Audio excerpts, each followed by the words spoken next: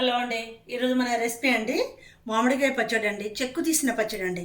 చూడండి, మన మామిడికాయలు ఈ సైజ్ అండి. ఇవి తీసుకొచ్చినండి, ఒక 6 తీసుకున్నాండి.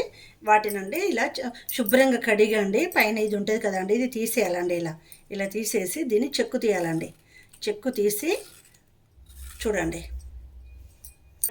చూడండి చెక్క అంటే అండి, చెక్కు తీసినాక అండి ఇలా కట్ చేసి కొంతమంది పెడతారండి. ఇట్లా ఈ సైజు పొడుగు సన్నము చూడండి. ఇట్లా నేను మాత్రం అండి ఇట్లా చిన్న చిన్న పీసులు తయారు చేసినండి. నేను అంటే బాగుంటుందండి, ఇట్లా నలిగిపోకుండా నీట్గా ఉంటుందని ఇలా తయారు చేసినండి. ఇలా కట్ చేసుకోవచ్చు, ఇలా కట్ చేసుకోవచ్చు అండి. ఇలా ఏమన్నా క్లీన్ చేసుకోవాలండి, ఏమన్నా వస్తే క్లీన్ చేసి ఇలా పెట్టాలండి. చూడండి, లోపల జీడి ఉంటుందండి. ఈ జీడిని మాత్రం మన చట్నీలో రాకుండా చూసుకోవాలండి. ఇలా లోపలికి ఉంటుందండి. చూడండి, ఇదండి. ఇది మాత్రం మన చట్నీలో వేయొద్దండి. దీన్ని చూడండి, ఇది వాడొద్దండి ఎప్పుడు. ఇది ఏమండి, మన మామిడికాయ చెక్కు తీసినాయండి ఈ పీసులు అండి. దీంతో ఈ గిన్నెతోటి అండి 4 గిన్నెలు అయినాయండి. ఏమండి, ఇందులో ఒక 100 గ్రాము ఆయిల్ వేద్దామండి. వేరుశనగ ఆయిల్ నూనె అండి. ఇది చిన్న స్పూన్ అండి పసుపు వేస్తున్నాండి. కలుపుదామండి. ఇది మొత్తము ఆయిల్ ఒక్కలకు ఆయిల్ పట్టేయాలండి. ఎందుకంటే అండి మన పచ్చడిలో ఉప్పు వేసినప్పుడు అండి మొత్తం ఉప్పు అంతా ఒక్కలకే పట్టేస్తుందండి. తినేటప్పుడు ఒక్క తినలేకపోతాం, బాగా ఉప్పు అవుతుంది. అందుకే మనం ఆయిల్ వేసినాం అనుకోండి ఎక్కువ పట్టదండి ఉప్పు. ఏమండి, మన మామిడికాయ ముక్కలండి 4 కప్పులు కదండి. 1 కప్పు కారపొడి అండి, ఇంట్లోదండి. శుభ్రంగా అండి ఎండబెట్టి పట్టించిందండి. ఇది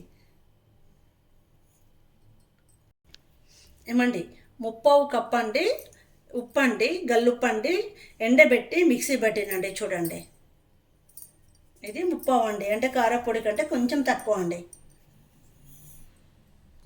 ఏమండి, ఆవాల పిండి అండి మిక్సీ పట్టిందండి. ఇది 1/4 కప్పు అండి, ఇది కూడా ఇద్దామండి. ఏమండి, నువ్వులండి శుభ్రంగా కడిగి ఎండబెట్టండి వేంపి మిక్సీ పెట్టిన పౌడర్ అండి. ఇది కూడా 1/4 కప్పు అండి. మంచి టేస్ట్ వస్తుందండి, హెల్త్కి కూడా మంచిదండి, చిక్కదనం కూడా ఉంటుందండి మన పచ్చడి.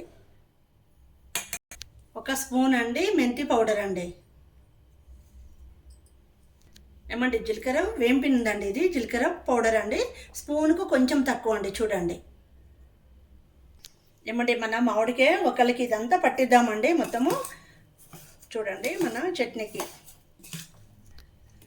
ఏమండి చూడండి మొత్తం కలుపుతున్నామండి. ప్రతి ఒక్కకండి మన ఇవంతా మసాలాలు ఇవన్నీ పట్టాలి కదండి. ఆవపిండి, మెంతి అంతా.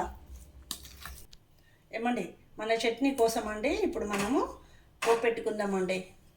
చూడండి, ఒక బౌల్ పెట్టేసిన ఆయిల్ వేస్తున్నాండి.